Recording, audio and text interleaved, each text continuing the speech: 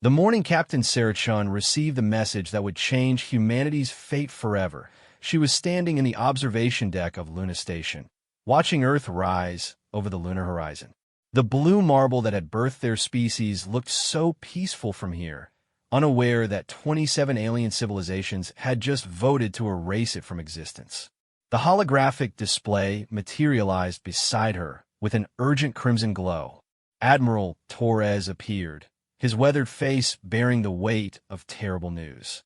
Behind him, the emergency session chamber of Earth's United Defense Council buzzed with frantic activity. "Sarah, we've got a problem. A big one." His voice carried across the void between them with crystal clarity.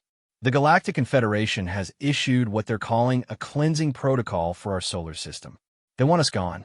Sarah's coffee cup slipped from her fingers, floating in the station's artificial gravity as she processed the words.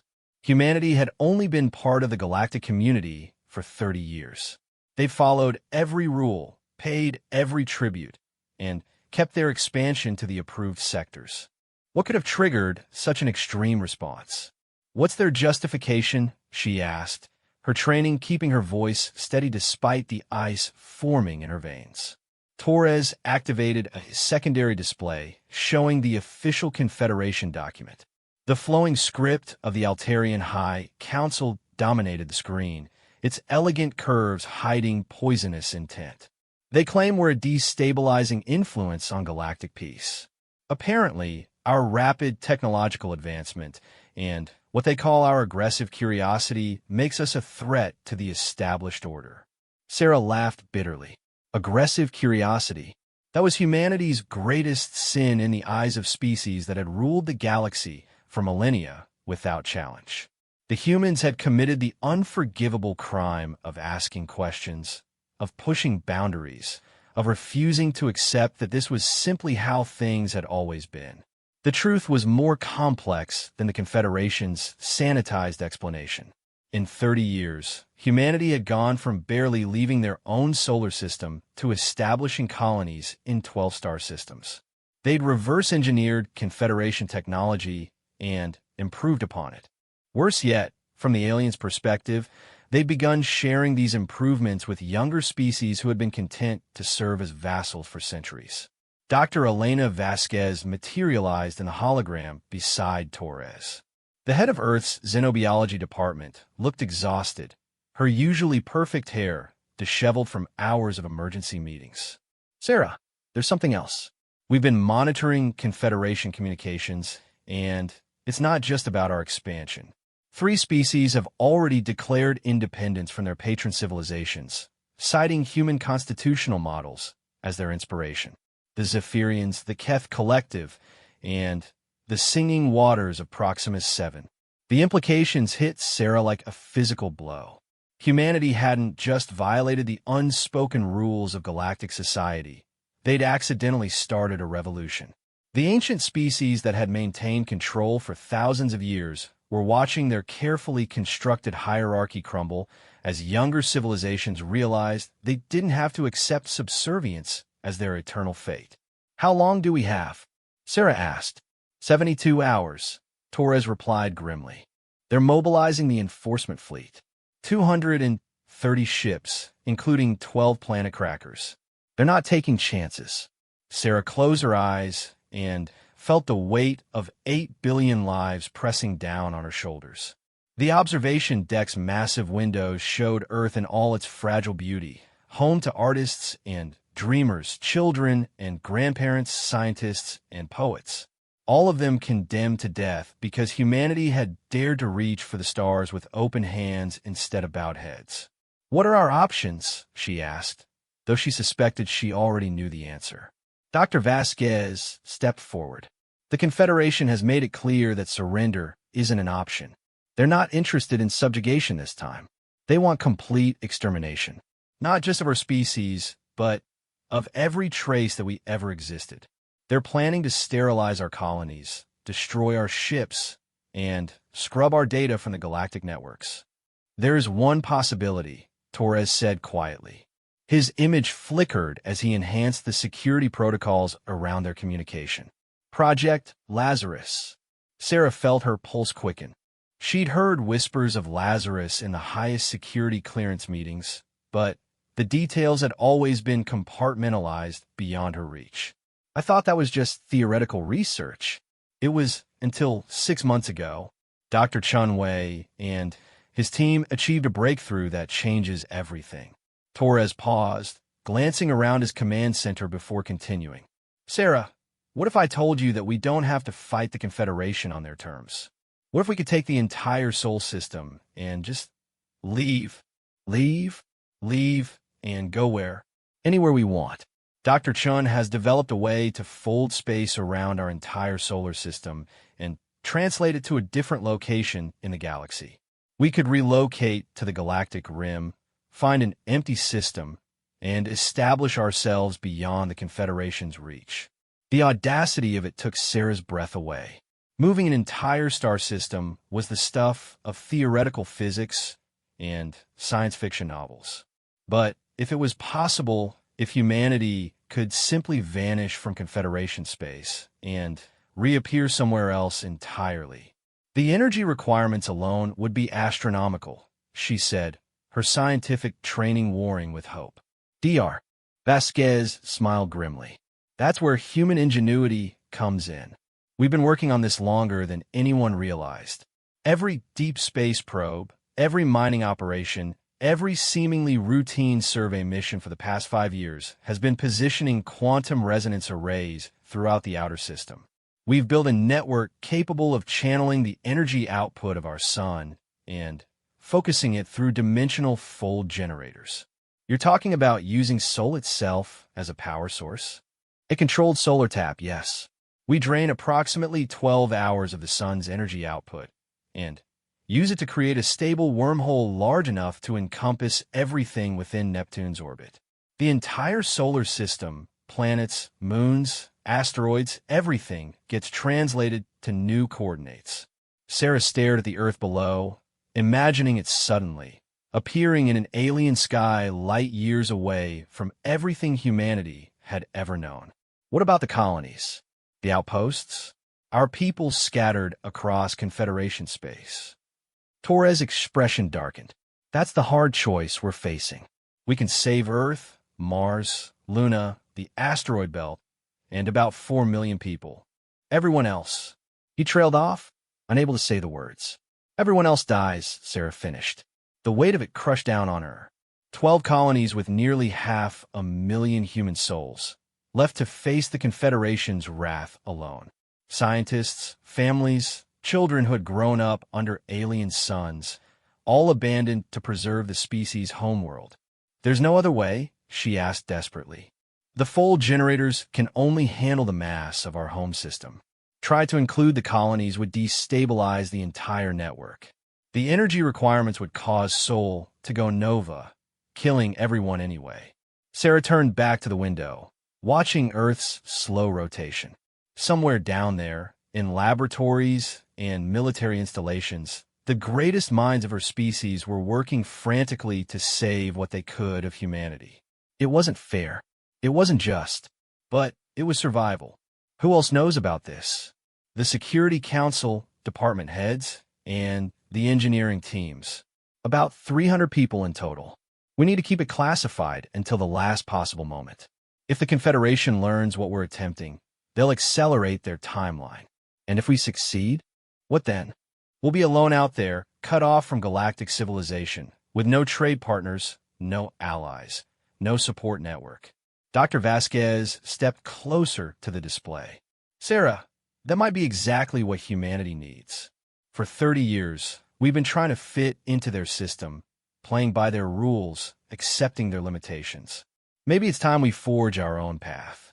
We'll need every advantage we can get, Torres added. The Confederation won't let this stand. Once they realize what we've done, they'll hunt us. We need to be ready for war. Sarah nodded slowly, understanding the magnitude of what they were planning. Humanity wasn't just escaping the Confederation's judgment. They were declaring independence from the entire galactic order. They would emerge in their new location as refugees, outcasts, pariahs. But they would emerge free. What do you need from me? She asked. Luna Station will be our coordination hub. We need you to oversee the evacuation protocols for the outer system stations and prepare for mass population transfers to Earth and Mars. Every human soul we can get inside the full boundary before activation. How many people are we talking about? Including Luna Station's population, about 60,000 scattered across the system in various installations. They all need to be brought within the fold zone in the next 60 hours. Sarah felt the familiar surge of purpose that came with impossible missions. She'd spent her entire career pushing the boundaries of human achievement, from her early days as a test pilot to her current position overseeing the most advanced space operations in human history. This was just another problem to solve, another challenge to overcome. I'll need full authority over all civilian and military assets in the system, she said. Done. I'm transmitting your new authorization codes now. Sarah, there's one more thing. Torres hesitated. The colonies have to be warned. They can't defend themselves against the enforcement fleet, but they deserve to know what's coming. They deserve the choice to fight or flee. The choice. As if there was really a choice when facing planet crackers and antimatter bombardments. But Torres was right. The colonists had earned the right to face their fate with dignity. I'll send the warnings personally, Sarah promised. Encrypted quantum burst transmissions to all colony administrators. They'll have enough time to make their own decisions. As the transmission ended and Torres' image faded, Sarah found herself alone with the weight of humanity's future. In 60 hours, her species would either achieve the impossible or face extinction. There would be no middle ground, no negotiation, no second chances. She activated her personal communicator and began the cascade of orders that would mobilize every human asset in the solar system. Ships would converge on Earth and Mars. Orbital facilities would be evacuated or abandoned. Families would be torn from their homes and crowded into refugee transports. And somewhere in the depths of space, ancient alien minds were calculating the most efficient way to erase humanity from existence. Sarah looked at Earth one last time through the observation window, memorizing its beauty. The next time she saw her homeworld, it would be under an alien sky, surrounded by unfamiliar stars. Humanity would be alone in the darkness, but they would be free to write their own destiny among the stars. The countdown to Project Lazarus had begun. The galaxy tried to expel Earth. Humanity forged its own destiny. Second Chapter Commander Marcus Rodriguez stood in the engine room of the cargo hauler New Horizon, watching his engineer team work with desperate efficiency. Around him, the massive ship groaned under the weight of 15,000 refugees from the asteroid belt mining colonies. They'd managed to pack twice the ship's rated capacity aboard, and every corridor, cargo bay, and storage compartment now housed families clutching their most precious possessions. "Sir, we got a problem with Reactor 3, called out Chief Engineer Williams, her voice tight with stress. "The power draw from life support is pushing us past safety margins. If we lose containment, we won't," Marcus said firmly. "Reduce artificial gravity to 60% standard. Cut lighting in non-essential areas by half. And tell the passengers we're implementing sleep shifts. Half the population sleeps while the other half stays awake. That'll cut our oxygen consumption."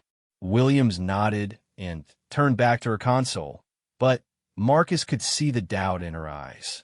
They were asking their ships to perform miracles, pushing every system beyond its design limits. The New Horizon was just one of hundreds of vessels converging on Earth, each carrying its human cargo toward the dubious safety of the fold zone. Through the ship's viewport, Marcus could see the fleet stretched across space like a river of lights flowing toward home. Passenger liners, cargo haulers, mining ships, research vessels, even military craft stuffed with civilians. Everything that could fly and carry people had been pressed into service for the greatest evacuation in human history. "Message coming in from Luna Station," Williams announced. "Captain Chin wants a status report." Marcus activated the communication array. Captain Chin's image appeared, showing the strain of coordinating the massive operation. Behind her, The Luna Station Command Center buzzed with activity as hundreds of personnel tracked the movement of every ship in the solar system. "Marcus, what's your ET?"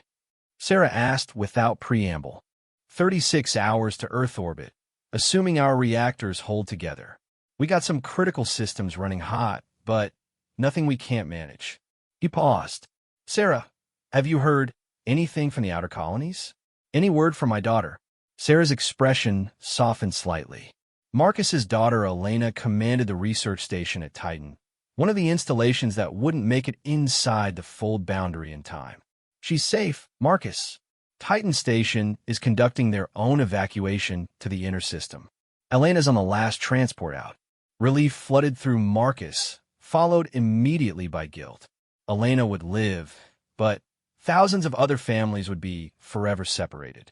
What about the warnings to the distant colonies? Sent 12 hours ago. Quantum burst transmissions to all our settlements. Colony administrators are making their own decisions about evacuation versus defense. Sarah's voice carried the weight of command decisions that would haunt her forever. "Marcus, there's something else. We've detected movement in the outer system. Confederation scout ships." The blood in Marcus's veins turned to ice. "They're early, by 18 hours. Long-range sensors show 6 ships conducting what appears to be reconnaissance. They're staying beyond the orbit of Pluto, but they're definitely mapping our defensive positions." Marcus closed his eyes, calculating frantically. If the Confederation was conducting advanced reconnaissance, it meant the main fleet wasn't far behind. The carefully planned timeline for Project Lazarus was already falling apart. "Do they know about the fold generators?" he asked. "Unknown. The quantum resonance arrays are disguised as deep space communication relays, but if they scan closely enough..." Sarah trailed off, the implication clear. If the Confederation discovered the true nature of the fold network, they would accelerate their attack timeline. Instead of having 60 hours to complete the evacuation and power up the system, they might have only 20 or 30. Thousands of humans would be caught outside the fold boundary when it activated. "Sarah, you need to know something," Marcus said quietly. "I've been in contact with the other ship commanders. We're all pushing our vessels past breaking points. Half the ships in this convoy are one system failure away from catastrophic breakdown. If the Confederation forces us to accelerate, how many ships won't make it?" Marcus consulted his tactical display, cross-referencing the fleet's condition reports with their projected arrival times. The numbers were grim. "If we have to cut 6 hours off our timeline, we'll lose maybe a dozen ships. 15 to 20,000 people. If we lose 12 hours..." He paused, unable to finish. "Tell me, Marcus, 40% of the fleet won't make it. Maybe 60,000 souls." Sarah closed her eyes, and Marcus watched the weight of command settle even heavier on her shoulders. Every decision in the next few hours would determine who lived and who died, who made it to safety, and who was left behind to face the Confederation's wrath. "There's something else," Sarah continued. "Dr. Chen's team has completed the final power calculations for the fold generators. The energy requirements are even higher than originally estimated. We'll need to drain the sun for 14 hours instead of 12. What does that mean for Sol? Temporary dimming, solar wind fluctuations, possible coronal mass ejections. Earth's magnetic field should protect us, but any ships caught outside the inner system during the energy drain." Marcus understood. The sun itself would become a weapon, lashing out with radiation and electromagnetic pulses as humanity drained its energy for their escape. Any vessel caught in the outer system would be fried by the unleashed solar fury. How long until the fold network is ready? 42 hours minimum. Dr. Chen's team is working around the clock, but the quantum synchronization process can't be rushed. If we try to activate early, the dimensional fold could collapse and tear apart everything in the system. Through the ship's communication system, Marcus heard the sounds of humanity in transit. Children crying, parents comforting them with promises they weren't sure they could keep. Elderly passengers sharing stories of Earth, ensuring the memories would survive even if they didn't. Engineers and scientists discussing contingency plans and backup systems. Marcus, Sarah said softly, there's something you need to prepare for. If the Confederation forces our hand, if we have to activate the full network before the evacuation is complete, you'll leave us behind. It wasn't a question. Marcus understood the mathematics of survival. Better to save 4 million souls than lose 8 million trying to save everyone. I won't abandon anyone without exhausting every option first, Sarah promised. But if it comes down to humanity's survival versus... I know. We all know. Sarah, if it comes to that, you activate Lazarus and don't look back. Every person in this fleet signed up knowing the risks. That wasn't entirely true. The children hadn't signed up for anything. The elderly passengers who'd lived their whole lives in the peaceful outer colonies hadn't chosen to become refugees. But Marcus understood the terrible calculus of leadership in crisis. Sometimes choosing who lived meant choosing who died. There's one more thing, Sarah said. We've established contact with 3 of our distant colonies. New Geneva in the Kepler system has decided to fight. They've got a defense fleet of 30 ships, and they're convinced they can hold off the Confederation long enough to evacuate their population. Marcus felt a surge of pride mixed with heartbreak. New Geneva was home to nearly 40,000 humans, including some of the best military minds in their species. If anyone could mount a successful defense against impossible odds, it would be them. What about the others? Ross Colony is attempting a complete evacuation to the Tau Ceti system. Their entire population of 12,000 is boarding every available ship and fleeing into deep space. They're hoping to establish a hidden settlement beyond Confederation reach. And the third. Sarah hesitated. Magellan Station voted to surrender. They've transmitted a message to the Confederation requesting terms for peaceful capitulation. The words hit Marcus like a physical blow. Magellan Station housed 8,000 researchers, artists, and their families. Some of humanity's greatest minds, choosing subjugation over death. He couldn't judge them for it. When facing annihilation, survival by any means became a rational choice. Will the Confederation accept their surrender? Unknown. Their official doctrine calls for complete extermination, but there have been cases where useful populations were enslaved rather than destroyed. The researchers at Magellan might be valuable enough to spare. Might be. Marcus thought about the children at Magellan Station, growing up in alien schools, learning to hate their own species' pride and ambition. It was a form of death, slow and cultural rather than quick and merciful. Sir, Chief Williams called from across the engine room. I'm showing massive energy buildups throughout the inner system. Whatever they're preparing down there, it's big. Marcus nodded, understanding. The full generators were beginning their preliminary power cycles, drawing energy from fusion reactors, antimatter plants, and ultimately from Sol itself. When the network reached full power, it would reshape space and time around their solar system, translating 8 planets, countless moons, and billions of tons of matter across the galaxy in an instant. Sarah, the energy signatures must be visible to the Confederation scouts. How much longer before they realize what we're doing? Dr. Vasquez estimates 6 to 8 hours before the power patterns become unmistakable. After that, we'll be racing against time. 6 hours. Marcus looked at his ship's tactical display, showing their position relative to Earth. Even pushing their engines to dangerous levels, they needed 36 hours to reach safety. The mathematics were unforgiving. What about the colonists' ships? The ones fleeing from the outer settlements? Sarah's expression darkened. Some of them won't make it either. The ships from Europa Station, Ganymede Research Colony, the ice mining operations around Saturn. They're racing toward us, but physics didn't care about human desperation. Distance and time were absolute, and no amount of courage or determination could change the fundamental limits of propulsion technology.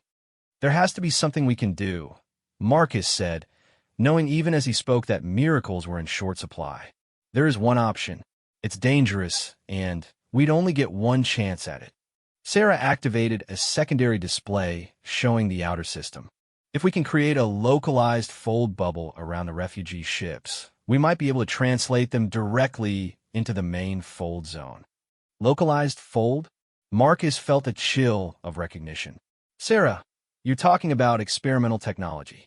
One miscalculation, and you'd scatter those ships across half the galaxy. Dr. Chen thinks it's possible. A small-scale version of the main fold network, powered by redirecting energy from the primary generators. It would only work once, and only for a few ships, but it might save another 10,000 lives. Maybe, or it might kill them all instantly.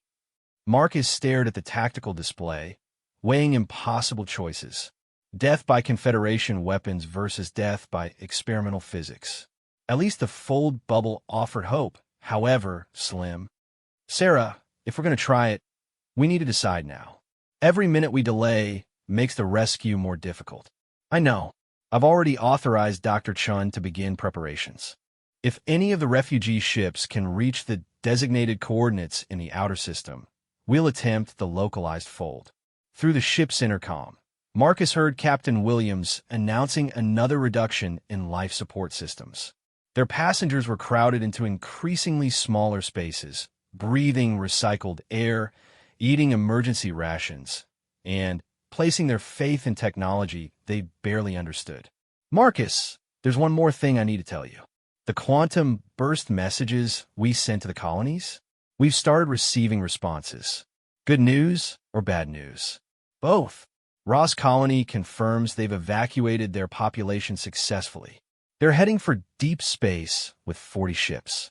New Geneva has reinforced their defenses, and they're confident about their chances. But Magellan Station. Sarah paused. The Confederation has already responded to their surrender request. Marcus felt his heart stop. And conditional acceptance. They want all research data, all technical specifications, and all adults above the age of 30 to report for processing. Children under 18 will be relocated to Confederation educational facilities. Processing. Marcus knew what that meant. Magellan's adults would disappear into alien labor camps or worse, while their children grew up as Confederation citizens, taught to despise their human heritage. Jesus Marcus Vispirit. It gets worse. The message was broadcast on open channels. Every human colony heard it. The Confederation wants them all to know what surrender means. Marcus understood the psychological warfare. Faced with the choice between certain death and cultural extinction, some colonies might still choose surrender. But others would fight to the last, knowing that defeat meant something worse than death. How long until the Confederation fleet arrives? Latest estimates put them at 18 hours out. A full battle group. Marcus. Planet crackers, antimatter torpedoes, enough firepower to sterilize a dozen worlds. 18 hours. Marcus looked around the engine room at his crew, working frantically to keep their overloaded ship functioning. In 18 hours, they would either be safely within the fold zone, preparing for humanity's greatest journey, or they would be scattered atoms drifting in space. Sarah, whatever happens, I want you to know it's been an honor serving with you. It's not over yet, Marcus. We've got 18 hours to save our species. Let's make them count. The transmission ended, leaving Marcus alone with the weight of humanity's survival resting on the straining systems of hundreds of overcrowded ships racing against time and physics toward an uncertain salvation. The galaxy tried to expel Earth. Humanity forged its own destiny. Third chapter. Dr. Chun Wei stood in the heart of the Lazarus Control Center, 3 kilometers beneath the Swiss Alps, surrounded by the most advanced technology humanity had ever created. The chamber stretched for nearly a kilometer in every direction, its walls lined with quantum processors that hummed with barely contained energy. Above him, holographic displays showed the status of 847 fold generators positioned throughout the solar system, each one a masterpiece of human engineering that bent the laws of physics to their will. Power levels at 67% and climbing, reported Dr. Yuki Tanaka from her position at the primary control console. Solar tap efficiency is exceeding expectations. We're drawing 2.3 terawatts per second from the stellar core. Chin nodded, but his attention remained focused on the massive display showing Earth's sun. What had once been a steady yellow star was now flickering with unnatural patterns as humanity drained its energy. Solar flares erupted from its surface in carefully controlled bursts, each one channeled through invisible quantum conduits to the waiting fold generators. "What's our timeline?" Chin asked, knowing the answer but needing to hear it confirmed. 14 hours, 37 minutes until full network synchronization, Tanaka replied. "But, sir, we're detecting massive gravitational distortions at the edge of the system. The Confederation fleet has arrived." The main display shifted to show long-range sensor readings from the outer system. 230 ships materialized out of hyperspace like metallic death, their hulls gleaming with alien alloys and bristling with weapons that could crack planets. At the center of the formation, 12 massive vessels stood out like dark monuments to destruction. Planet crackers, each one capable of turning Earth into an asteroid field with a single shot. "Distance?" Chin asked. 16 light hours and closing. At their current speed, they'll reach the outer system in 12 hours. Chun felt the mathematics of survival pressing down on him like a physical weight. The fold network needed 14 and a half hours to reach synchronization. The Confederation fleet would arrive 12 hours from now.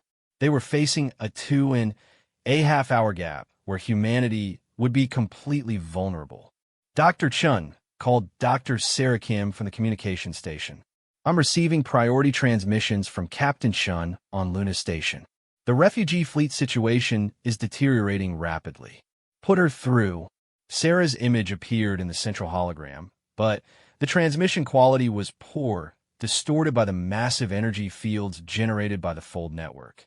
Behind her, Luna Station's command center showed signs of controlled chaos as personnel coordinated the final stages of the evacuation. "Chun, we've got problems cascading faster than we can solve them," Sarah said without preamble. 17 ships in the refugee fleet have suffered critical system failures. We're talking about 28,000 people who won't make it to the fold zone in time. "What kind of failures?" "Reactor containment breaches, life support collapses, navigation system crashes. These ships were never designed to carry this many people at these speeds for this long. They're falling apart around their passengers." Chin closed his eyes, running calculations in his head. 28,000 lives. Nearly 1% of humanity's remaining population. In the abstract numbers of survival statistics, it might seem acceptable. But each of those numbers represented a human being with dreams, fears, families, and stories that would be lost forever. What about rescue operations? Can other ships take on additional passengers? We're trying, but the stable ships are already at maximum capacity. We're literally packing people into cargo holds and storage closets. Any more crowding, and we'll start losing ships to life support failures. The localized fold bubble. Sarah's expression grew grim. Dr. Vasquez is positioning her team for the attempt, but the power requirements are enormous. We'd have to divert energy from the main fold network, which could delay synchronization by 2 to 3 hours. 2 to 3 hours they didn't have. Chun stared at the tactical display, watching the Confederation fleet advance like a slow-motion avalanche toward everything humanity held dear. Every choice led to death. The only question was how many would die and how they would die. "Sir," Tanaka called from her station, "I'm detecting massive energy buildups from the lead Confederation vessels. They're powering up their planet crackers. Targeting. Long-range scans suggest they're focusing on Earth first, then Mars. They want to eliminate our population centers before dealing with the scattered installations." Chun felt a bitter irony in the alien strategy. The Confederation was so focused on destroying humanity's homeworlds that they might not immediately notice the outer system installations and refugee ships. It was a small mercy that would last only until their initial bombardment was complete. How long until they're in firing range of Earth? 11 hours, 47 minutes. The planet crackers have a maximum effective range of about 8 light hours, and our full network will be ready in 14 hours, 31 minutes, Tanaka confirmed. The gap was widening. Shin realized with crystalline clarity that they were facing an impossible situation. The full network could not be rushed without risking catastrophic failure that would destroy everything they were trying to save. But they couldn't survive long enough to complete the process at normal speed.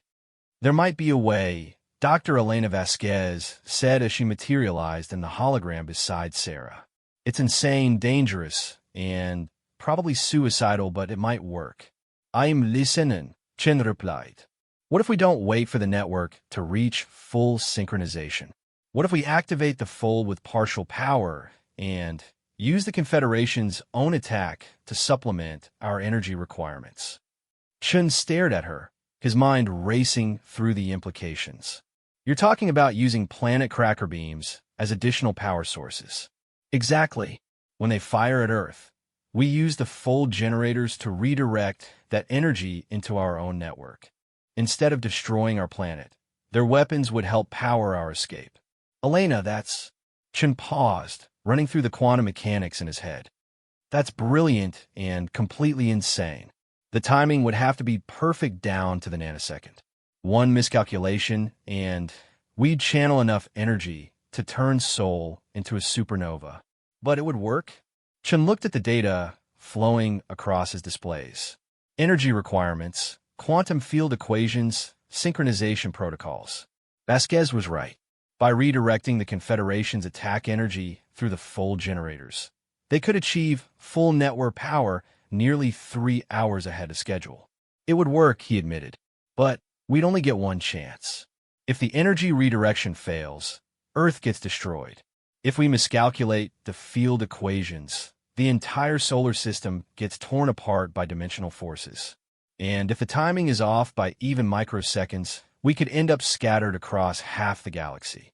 But if it succeeds, we use their own weapons to escape. The ultimate expression of human audacity. Sarah leaned forward in her transmission. Chen, we need to make a decision. The refugee ships are continuing to fail. Every minute we delay costs lives. Chen looked around the control center at his team. 67 of humanity's most brilliant scientists and engineers, all of them working frantically to achieve the impossible. They'd already bent the laws of physics to create a full network capable of moving an entire solar system. Now they were being asked to gamble everything on a plan that redefined the word desperate. Elena, what do you need to make this work? Complete access to the full network's targeting systems, real-time tracking data on the Confederation fleet, and about 40 of your best quantum engineers. We'll need to recalibrate every generator in the network to accept energy input from the planet crackers. You've got it. Tanaka, transfer control of grid sections 7 through 15 to Dr. Vasquez's team. Give her everything she needs.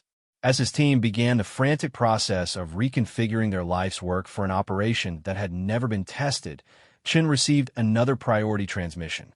This one was from Admiral Torres in Earth's orbital defense grid. Chen, we've got additional complications. Long-range sensors are detecting secondary Confederation forces moving to flank our position. Looks like they're planning to attack from multiple directions simultaneously. How many ships? Another 80 vessels, moving in from the galactic south. Smaller ships, but they're carrying antimatter torpedoes.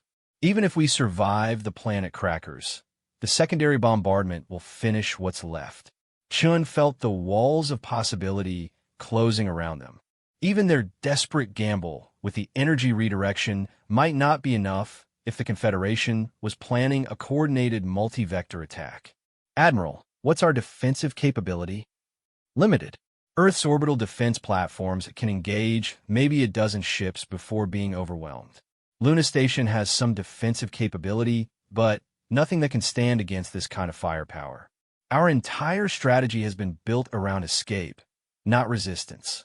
What about the colonial defense fleets? Are any of them in position to assist? Torres' expression darkened. That's another problem. We've lost contact with New Geneva Colony. Their last transmission indicated they were under attack by advanced Confederation forces.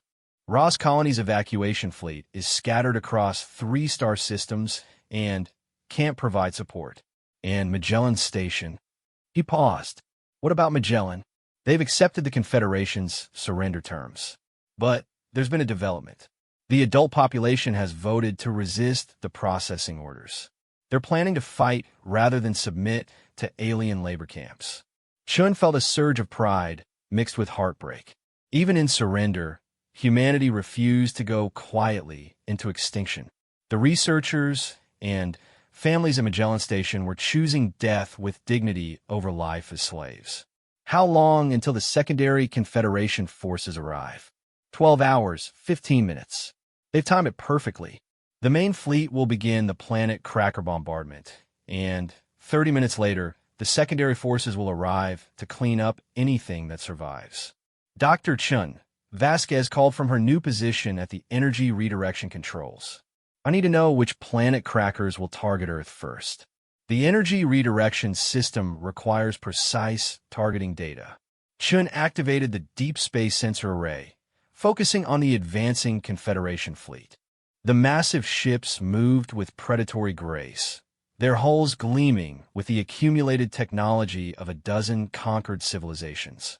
Each planet cracker was a monument to the Confederation's power, a reminder of what happened to species that challenged the galactic order.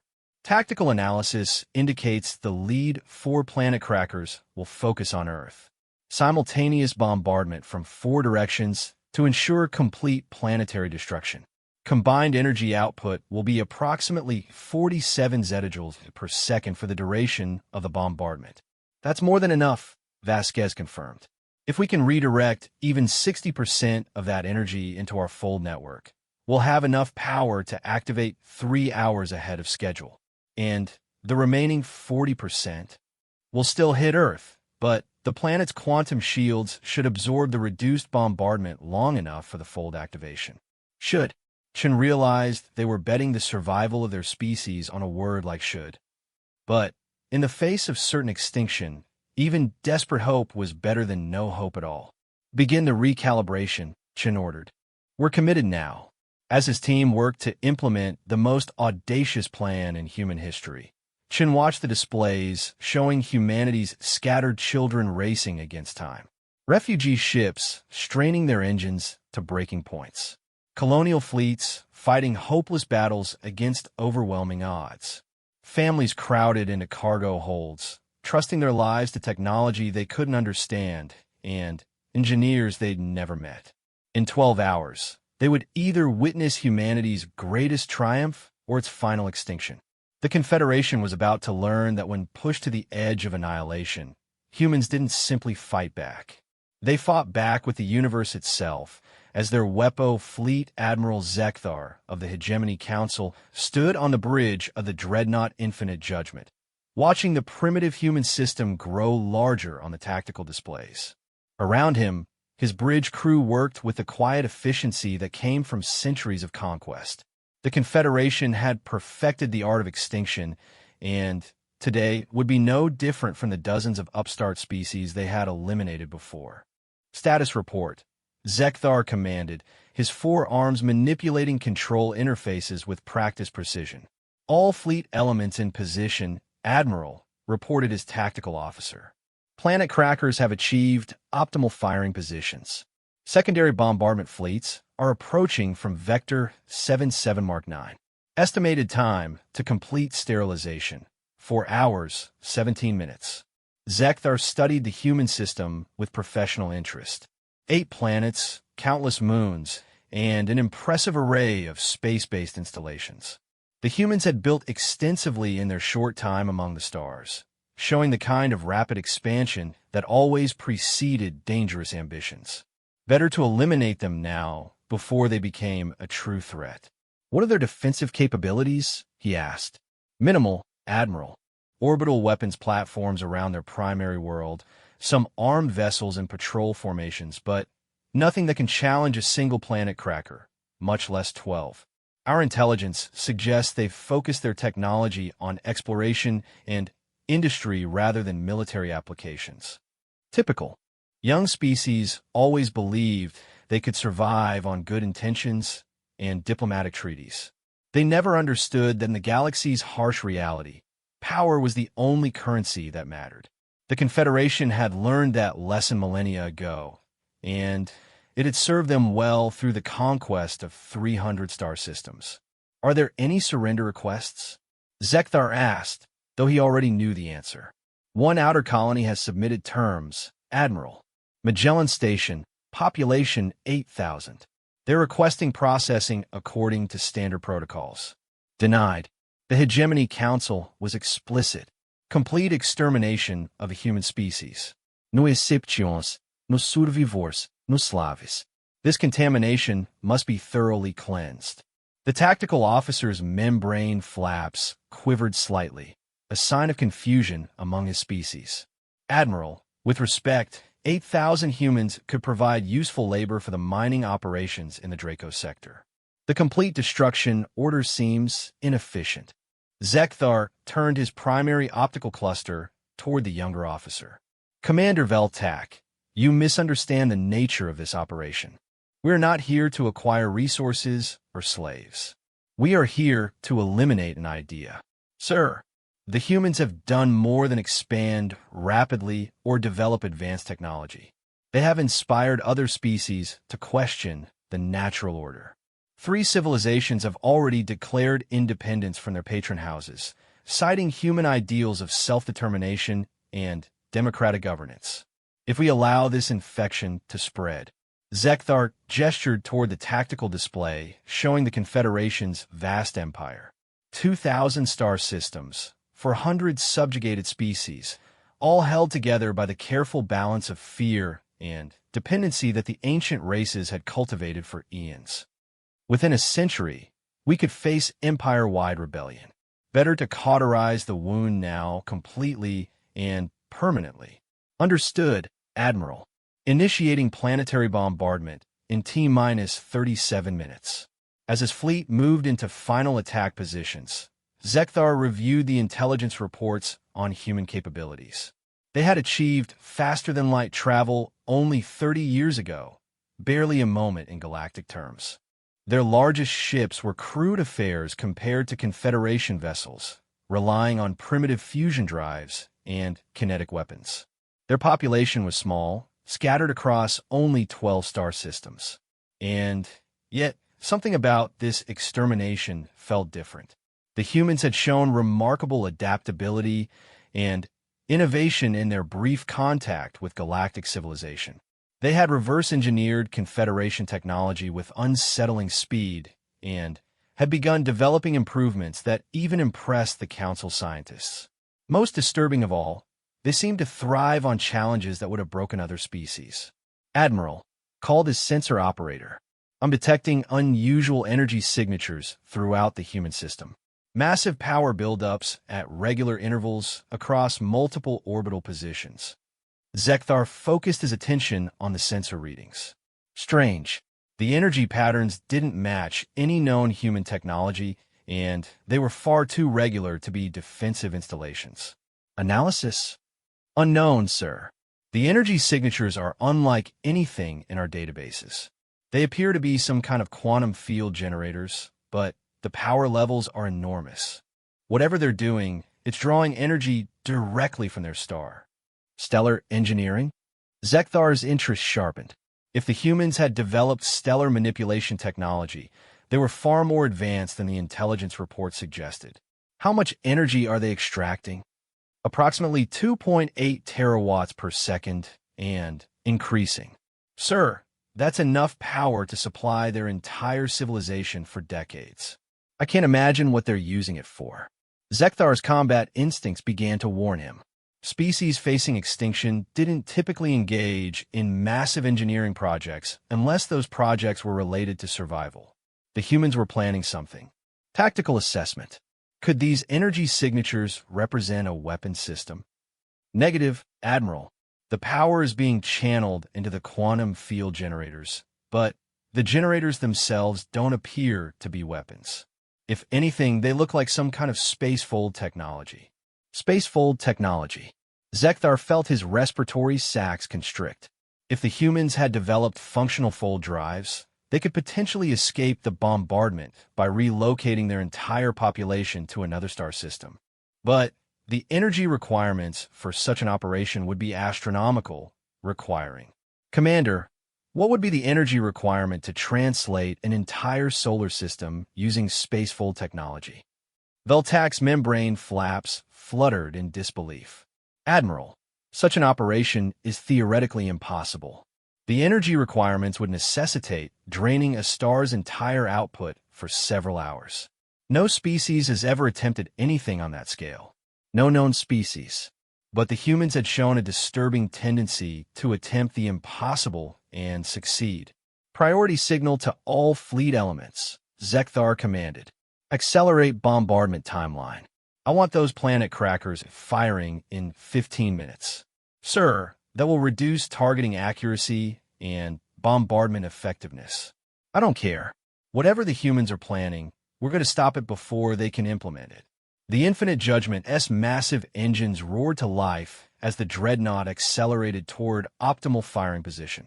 Around it, the rest of the Confederation fleet adjusted their approach vectors, planet crackers swiveling their devastating weapons toward the blue-green world that had spawned humanity. Admiral, his communications officer reported, "We're receiving a transmission from a human system. Audio only. Put it through." A human voice filled the bridge, speaking an accented galactic standard. Confederation fleet, this is Admiral Maria Torres of Earth's United Defense Command.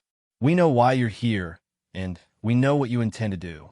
But before you fire those weapons, you should understand something about humanity. Zekthar listened with professional interest. Most species facing extinction pleaded for mercy or attempted to negotiate. The human's voice carried neither desperation nor submission. We know we can't fight you directly. Your fleet could destroy our entire civilization in a matter of hours. But that's not the point. You see, Admiral, humanity has never been particularly good at accepting the impossible. When you tell us something can't be done, we tend to take that as a challenge rather than a fact. The transmission paused, and Zekthar could hear background noise suggesting intense activity. Whatever the humans were doing, they were working frantically to complete it. You want to erase us because we represent an idea that threatens your carefully ordered galaxy. The idea that species don't have to accept subjugation as their natural state. The idea that with enough determination and ingenuity, anyone can forge their own destiny among the stars. Admiral, Veltak whispered. Planet crackers report ready to fire. Awaiting your command. Zekthar held up one hand for silence. Something in a human's voice suggested this conversation was leading somewhere important. The thing is, Admiral, ideas are remarkably hard to kill. Even if you succeed in destroying every human in the galaxy, those 3 species that have already declared independence will remember what we showed them. They'll remember that freedom is possible, even against impossible odds. The energy readings from the human system spiked dramatically. Whatever they were building was approaching completion. And if we manage to escape your trap here today, well, then every oppressed species in the galaxy will know that the mighty Confederation couldn't even exterminate one small, primitive civilization. They'll know that your empire is not as invincible as it pretends to be. Zekthar realized the psychological warfare the human was attempting. Even in the face of annihilation, they were thinking about the broader implications for galactic politics. Impressive in a disturbing way. You're welcome to try to stop us, Admiral. Fire your planet crackers. Reduce our worlds to rubble. But understand this, whether we live or die today, we've already won. The idea of human freedom is loose in the galaxy now, and no amount of firepower can destroy an idea whose time has come. The transmission ended, leaving the bridge in silence. Zekthar stared at the tactical display, seeing the human system with new eyes. They weren't just facing a species fighting for survival. They were facing an ideology that had already begun to spread. Admiral, his sensor operator called urgently. The energy readings from their quantum field generators just spiked beyond measurement. Whatever they're doing, it's happening now. Fire, Zekthar commanded. All planet crackers, maximum yield. Destroy everything. 12 planet crackers discharged their devastating beams simultaneously, each one carrying enough energy to shatter a world. The coherent streams of annihilation crossed space toward Earth, unstoppable forces of destruction that would reduce humanity's homeworld to scattered atoms. But as the beams approached their target, something impossible happened. The energy streams began to bend. What's happening? Zekthar demanded. The planet cracker beams are being redirected, Admiral. The quantum field generators are somehow channeling our weapons' energy into their own power grid. Zekthar watched in stunned disbelief as humanity turned the Confederation's own weapons against them. The planet cracker's devastating energy, instead of destroying Earth, was being absorbed and redirected into the mysterious grid of quantum generators scattered throughout the system. How is this possible? Unknown, Admiral. The quantum physics involved are beyond our understanding. They're using our own attack to power whatever they're building. The tactical display showed energy cascading through the human system in patterns that defied comprehension. Where there should have been destruction and death, there was only more power flowing into the growing quantum field. Secondary bombardment fleets, prepare to fire, Zekthar ordered desperately. Sir, they're not responding. The quantum field is generating massive electromagnetic interference. Our ships are being pulled toward the energy grid. Zekthar felt the deck plates beneath his feet vibrate, as even the massive infinite judgment began to feel the gravitational effects of whatever the humans had created. On the display, he watched space itself begin to bend around the human system as forces beyond imagination warped reality. And then, in a flash of light that briefly outshone the galaxy's core, the entire Sol system vanished.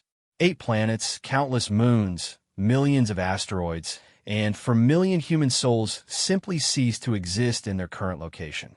The space where Earth had orbited for billions of years now contained only empty vacuum and the lingering traces of quantum distortion. Status report, Zekthar said quietly. All human installations in this system have disappeared, Admiral. Long-range sensors detect no trace of their civilization. The system is completely empty except for the star. Zekthar stared at the empty space where humanity had made their stand. They had achieved something that no species in galactic history had ever attempted. They had moved their entire civilization across space and time, using the Confederation's own weapons to power their escape. Admiral, Veltak said hesitantly. What do we report to the Hegemony Council? Zekthar considered his options. They could claim victory, report that the human threat had been eliminated. But the quantum distortions were unmistakable, and other species would eventually detect the evidence of what had really happened here. The humans had escaped. More than that, they had done so in the most audacious display of defiance in galactic history. When word of this reached the subjugated species, when they learned that a primitive civilization had successfully challenged the Confederation's power. Signal the fleet, Zekthar commanded. Begin long-range scanning operations. Find where they went. Admiral, they could be anywhere in the galaxy. The quantum translation could have carried them thousands of light years away. Then, we searched thousands of light years. The humans were right about one thing, Commander.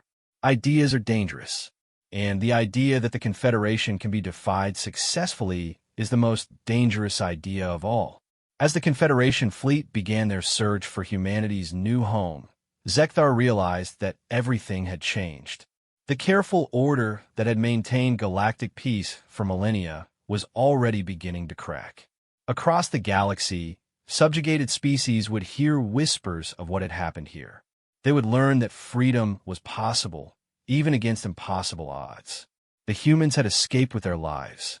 But in doing so, they had planted seeds of revolution that would grow in ways the galaxy had never seen. Captain Sarachin stood on the observation deck of New Luna Station, watching an alien sun rise over Earth horizon. 6 months had passed since Project Lazarus had translated their entire solar system to this remote corner of the galaxy, and she still felt a thrill of impossible achievement every time she saw their new sky. The star they now orbited was younger and bluer than Sol, casting everything in a slightly different light. But Earth endured, its continents unchanged, its oceans still blue, its people still human. They had carried their entire world across the galaxy and emerged stronger for the journey.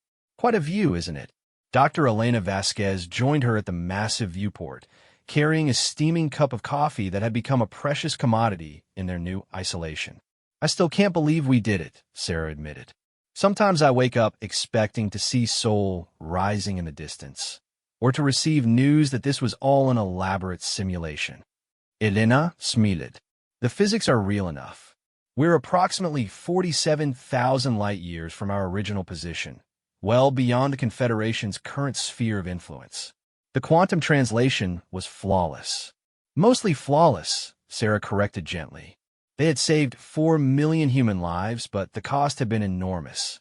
3 colonies had been destroyed by Confederation forces before the translation. 15 ships had been lost during the evacuation. And somewhere in the void between stars, the refugee vessels they couldn't save had become monuments to the price of freedom. "Sarah," Elena said quietly, "you need to see the latest reports from the outer system.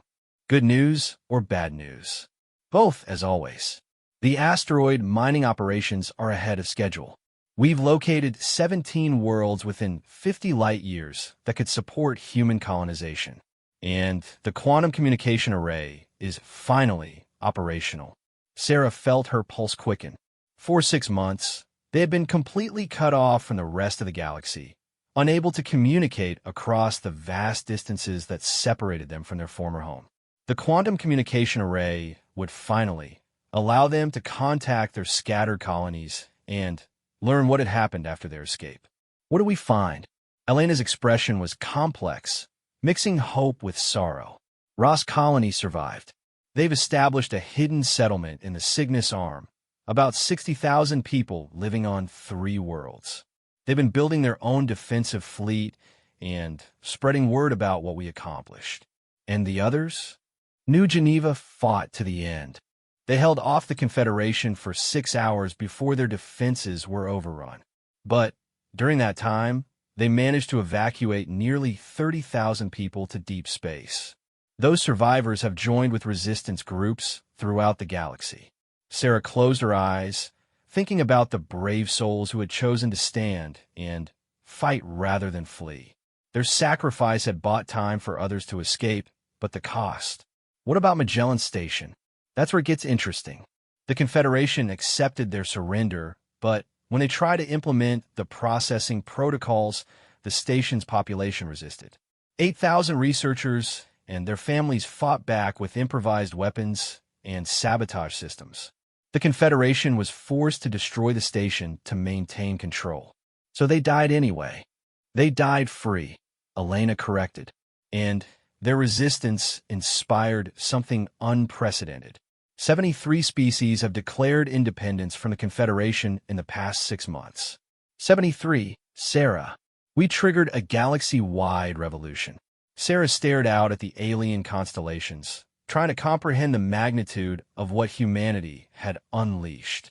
They had intended only to save themselves, but their escape had become a symbol of hope for every oppressed species in the galaxy. How was the Confederation responding? Chaos. They're fighting rebellions on multiple fronts, dealing with supply line disruptions, and facing the complete breakdown of their tributary system. Some estimates suggest they've lost effective control over 30% of their territory. And they're still looking for us? Elena nodded grimly. 3 separate fleets have been deployed to search for our new location. They know that as long as humanity exists somewhere in the galaxy, we remain a symbol of successful resistance. They can't afford to let that symbol inspire further rebellions. Sarah understood the mathematics of revolution. Humanity's escape had proved that the Confederation was not invincible, that their carefully maintained control could be challenged and overcome. Every species that had dreamed of freedom now had proof that such dreams were possible. Dr. Chen wants to see you in the Strategic Planning Center, Elena continued. We've received some interesting proposals from our new neighbors. Sarah followed Elena through new Luna Station's corridors, noting the changes that 6 months of isolation had wrought. The station buzzed with activity as humanity adapted to their new circumstances. Research labs worked on improving their defensive capabilities. Engineering teams designed new ships for exploration and colonization. And in the social centers, people gathered to share stories and maintain the cultural bonds that define their species. The Strategic Planning Center occupied an entire deck of the station, its walls covered with holographic displays showing their new galactic neighborhood. Dr. Chun Wei stood at the center, surrounded by star charts and tactical analyses. Around him, representatives from every major human settlement worked to plan their species' future. Sarah, perfect timing, Chun said as she entered. We've just received some remarkable communications from the local galactic community. Local community? It turns out we're not as isolated as we thought. This region of the galaxy hosts 17 independent civilizations that have never been contacted by the Confederation. They've been watching our arrival with considerable interest. Chen activated a display showing the nearby star systems. Green markers indicated the independent civilizations, while red markers showed Confederation-controlled space in the distance. 3 of these species have already established diplomatic contact. They're offering trade agreements, mutual defense pacts, and technological exchange programs. Apparently, our reputation has preceded us. What kind of reputation? The species that defied the galaxy's greatest empire and lived to tell about it. The civilization that proved freedom was possible even against impossible odds. They see us as potential allies in maintaining their independence. Sarah studied the star charts, seeing the strategic implications. Humanity had emerged from their escape not as refugees, but as the catalyst for a new power structure in the galaxy.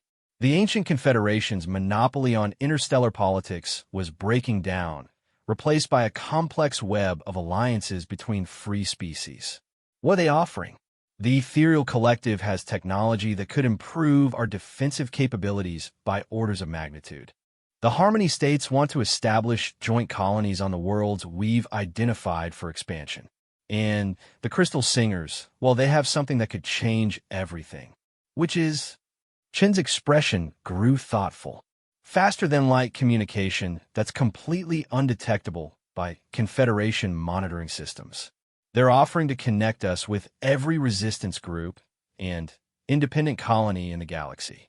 Sarah, we could coordinate a truly galactic alliance against Confederation control. The scope of it took Sarah's breath away.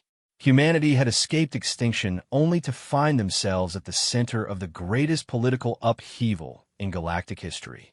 They were no longer just survivors. They were leaders in a movement that could reshape the entire galaxy. What about our own development? Our colonies, our expansion, our people's future?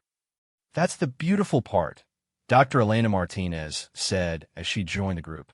The head of colonial planning had been working frantically to establish humanity's new settlements. Our alliance partners are offering technical assistance for terraforming, advanced materials for construction, and defensive support for our new colonies. In exchange, we share our innovations and provide coordination for the growing resistance movement. We're talking about 15 new colonies within 5 years, Chen added. 100 million humans spread across 20 star systems, all protected by the most advanced alliance in galactic history. Sarah, we're not just surviving. We're thriving. Sarah walked to the viewport, looking out at the blue star that now warmed their worlds. In the distance, she could see the running lights of ships from half a dozen species, all united by the dream of freedom that humanity had accidentally made real. What about the Confederation? They won't simply accept the collapse of their empire. They're trying to adapt, Elena Vasquez replied. Intelligence reports suggest they're implementing reforms, offering greater autonomy to their subject species, attempting to maintain control through incentives rather than threats. But it may be too late. Once people taste freedom, it's hard to convince them to accept subjugation again. A new voice joined the conversation. That's exactly what we're counting on. Admiral Torres materialized in a hologram from his command ship in orbit around Mars. Sarah, I wanted to brief you on our latest military developments.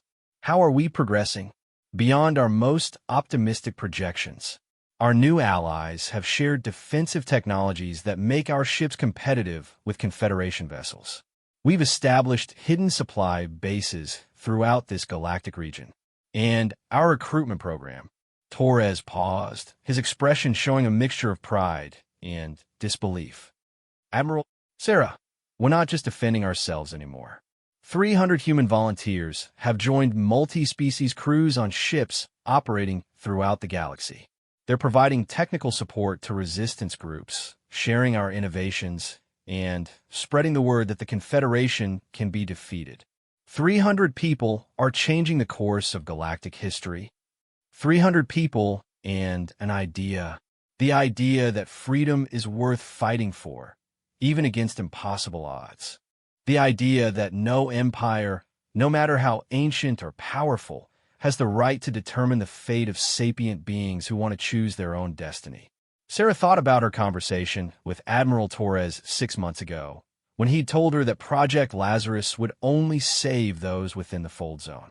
They had saved 4 million souls, but those 4 million had become the seed of liberation for billions across the galaxy. What's our next step? She asked. Chen activated a new display showing long-range exploration plans. We continue building new colonies, new alliances, new technologies. We make ourselves so strong and so integrated into this region's politics that the Confederation can never threaten us again. And if they find us anyway, then we'll be ready, Torres said confidently. Our new allies have weapons and defenses the Confederation has never encountered. Our combined fleets could hold off anything they send against us. But more importantly, Elena Vasquez added, every day we survive makes their political situation worse. Every successful colony we establish, every ship we launch, every alliance we form proves that alternatives to Confederation rule are not only possible, but profitable. Sarah nodded, understanding the long-term strategy. Humanity wasn't just hiding from the Confederation. They were proving that their model of civilization was superior.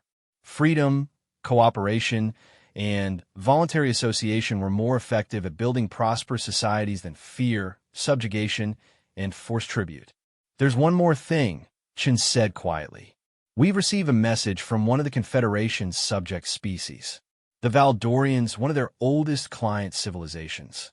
They want to know if we'd consider establishing diplomatic relations. They're still under Confederation control, Sarah pointed out. For now. But their message suggests they're considering their options. If we can convince them to join our alliance, we'd have allies inside Confederation space, Sarah realized. Direct intelligence on their operations, potential sabotage capabilities, maybe even safe harbors for resistance operations. The galaxy is changing, Sarah, Elena Vasquez said softly. 6 months ago, the Confederation seemed invincible. Today, their empire is fragmenting, their subjects are rebelling, and free civilizations are forming alliances they can't break or control. Sarah looked around the Strategic Planning Center at the representatives of humanity's scattered settlements. Engineers, scientists, military officers, colonial administrators. People who had fled their original home as refugees and had become the architects of a new galactic order. How long do you think it will take? She asked. For what? For the Confederation to collapse completely. Chen considered the question carefully. At the current rate of political destabilization, maybe 50 years for complete collapse. But they'll lose effective control over large regions much sooner. Within a decade, they might only control their core systems while the rest of the galaxy organizes itself around principles of voluntary cooperation. And then we go home, Torres said quietly. We take back our original solar system, rebuild our destroyed colonies, and show the galaxy what a free humanity can accomplish when we're not forced to fight for our survival. Sarah felt a surge of emotion at the thought of returning to Sol, of seeing Earth rise over Luna's horizon in its original sky. But she realized that home had become something larger than a single star system. Home was wherever humans chose to build their civilization, wherever they could raise their children in freedom and reach for the stars with open hands. Sarah, Elena Martinez said, there's a ship launching for the Proxima Centauri colony tomorrow. They're naming it the New Geneva in honor of the colony that fought to buy us time. Would you like to attend the launch ceremony? I'd be honored, Sarah replied. As the meeting dispersed and the various representatives returned to their duties, Sarah remained at the viewport. The alien sun continued its arc across Earth's sky, a constant reminder of how far they had traveled and how much they had accomplished. 6 months ago, the Confederation had tried to erase humanity from existence because they represented a dangerous idea. Today, that idea had spread throughout the galaxy, inspiring revolutions and building alliances that would reshape the political landscape for generations to come. Humanity had forged its own destiny among the stars, and, in doing so, had given every sapient being in the galaxy the tools to forge their own destiny as well. The greatest empire in galactic history was crumbling not because of military defeat, but because people everywhere had learned that freedom was possible.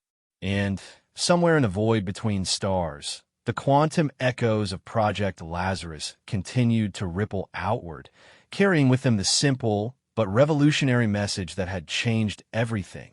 No one has the right to determine your fate, but you, the morning Captain Sarah Chun, received the message that would change humanity's fate forever. She was standing in the observation deck of Luna Station, watching Earth rise over the lunar horizon. The blue marble that had birthed their species looked so peaceful from here, unaware that 27 alien civilizations had just voted to erase it from existence. The holographic display materialized beside her with an urgent crimson glow. Admiral Torres appeared, his weathered face bearing the weight of terrible news.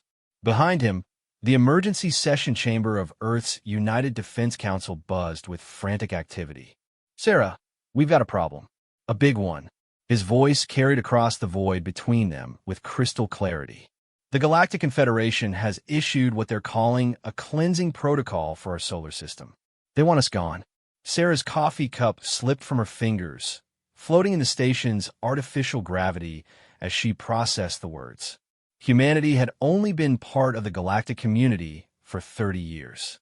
They followed every rule, paid every tribute, and kept their expansion to the approved sectors. What could have triggered such an extreme response? What's their justification? She asked, her training keeping her voice steady despite the ice forming in her veins. Torres activated a secondary display showing the official Confederation document. The flowing script of the Altarian High Council dominated the screen, its elegant curves hiding poisonous intent. They claim we're a destabilizing influence on galactic peace. Apparently, our rapid technological advancement and what they call our aggressive curiosity makes us a threat to the established order. Sarah laughed bitterly.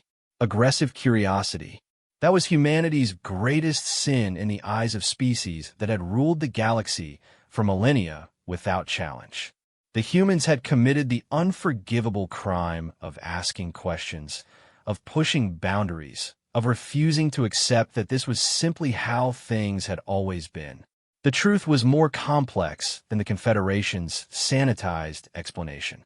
In 30 years, humanity had gone from barely leaving their own solar system to establishing colonies in 12-star systems.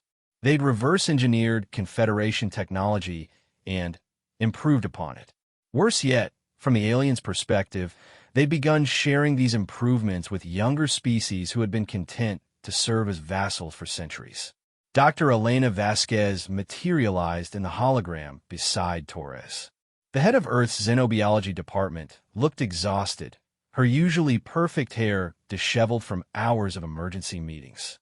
Sarah, there's something else. We've been monitoring Confederation communications, and it's not just about our expansion.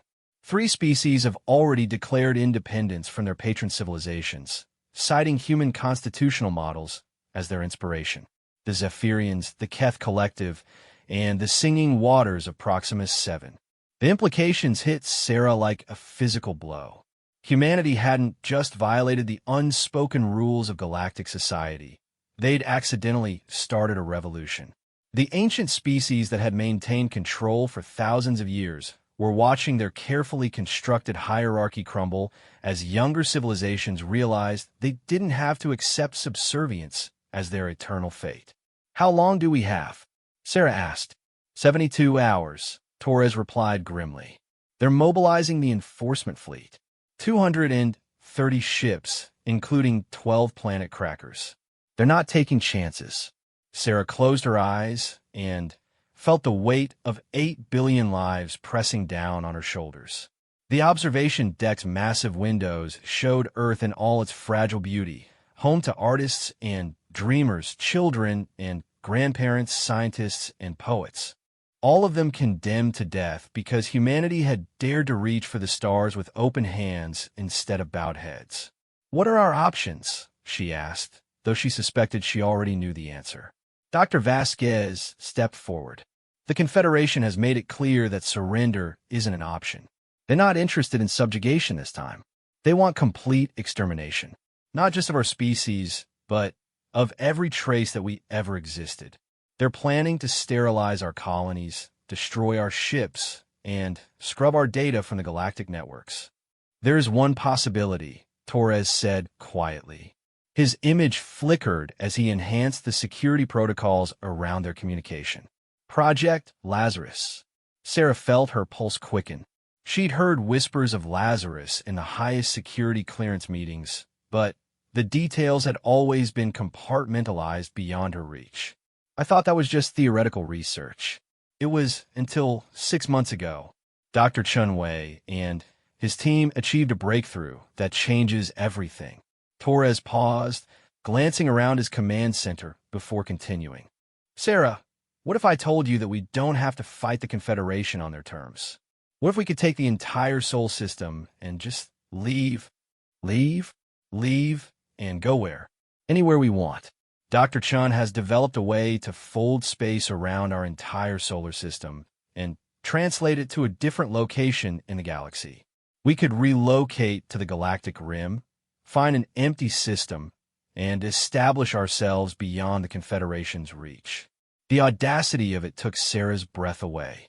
Moving an entire star system was the stuff of theoretical physics and science fiction novels. But if it was possible, if humanity could simply vanish from Confederation space and reappear somewhere else entirely, the energy requirements alone would be astronomical, she said, her scientific training warring with hope. Dr. Vasquez smiled grimly. "That's where human ingenuity comes in. We've been working on this longer than anyone realized. Every deep space probe, every mining operation, every seemingly routine survey mission for the past 5 years has been positioning quantum resonance arrays throughout the outer system.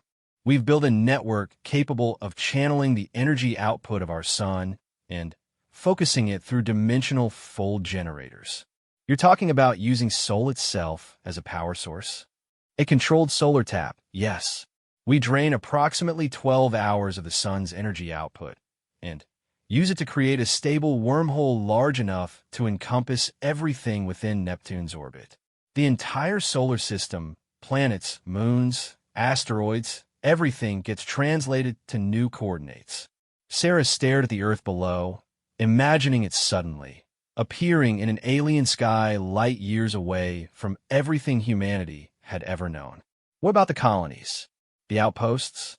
Our people scattered across Confederation space?" Torres' expression darkened. "That's the hard choice we're facing.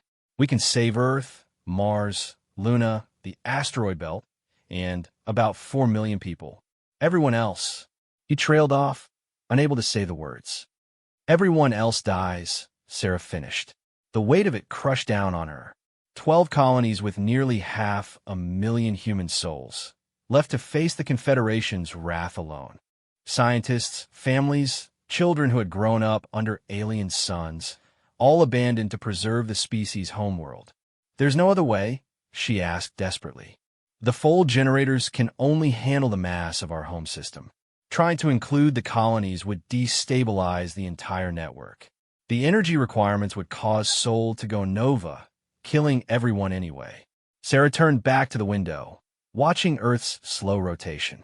Somewhere down there, in laboratories and military installations, the greatest minds of her species were working frantically to save what they could of humanity.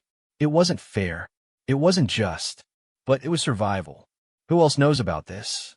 The Security Council department heads and the engineering teams. About 300 people in total. We need to keep it classified until the last possible moment. If the Confederation learns what we're attempting, they'll accelerate their timeline. And if we succeed, what then?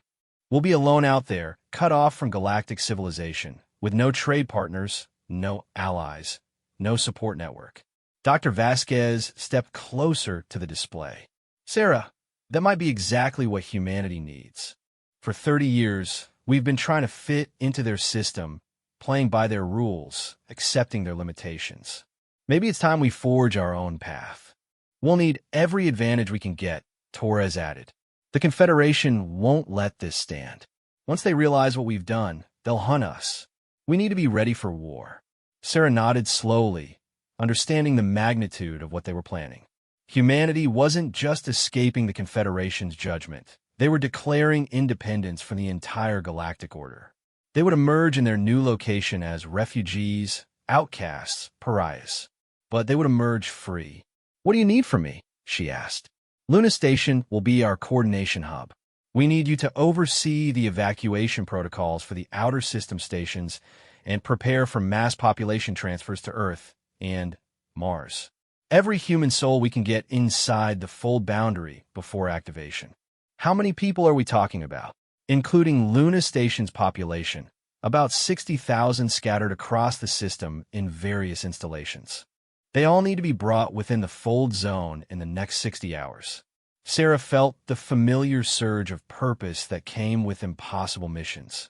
She'd spent her entire career pushing the boundaries of human achievement, from her early days as a test pilot to her current position overseeing the most advanced space operations in human history. This was just another problem to solve, another challenge to overcome. "I'll need full authority over all civilian and military assets in the system," she said. "Done. I'm transmitting your new authorization codes now." "Sarah, there's one more thing." Torres hesitated. "The colonies have to be warned. They can't defend themselves against the enforcement fleet, but they deserve to know what's coming. They deserve the choice to fight or flee. The choice. As if there was really a choice when facing planet crackers and antimatter bombardments. But Torres was right. The colonists had earned the right to face their fate with dignity. "I'll send the warnings personally," Sarah promised. "Encrypted quantum burst transmissions to all colony administrators. They'll have enough time to make their own decisions." As the transmission ended and Torres' image faded, Sarah found herself alone with the weight of humanity's future. In 60 hours, her species would either achieve the impossible or face extinction. There would be no middle ground, no negotiation, no second chances. She activated her personal communicator and began the cascade of orders that would mobilize every human asset in the solar system. Ships would converge on Earth and Mars. Orbital facilities would be evacuated or abandoned. Families would be torn from their homes and crowded into refugee transports. And somewhere in the depths of space, ancient alien minds were calculating the most efficient way to erase humanity from existence. Sarah looked at Earth one last time through the observation window, memorizing its beauty. The next time she saw her homeworld, it would be under an alien sky, surrounded by unfamiliar stars. Humanity would be alone in the darkness, but they would be free to write their own destiny among the stars. The countdown to Project Lazarus had begun.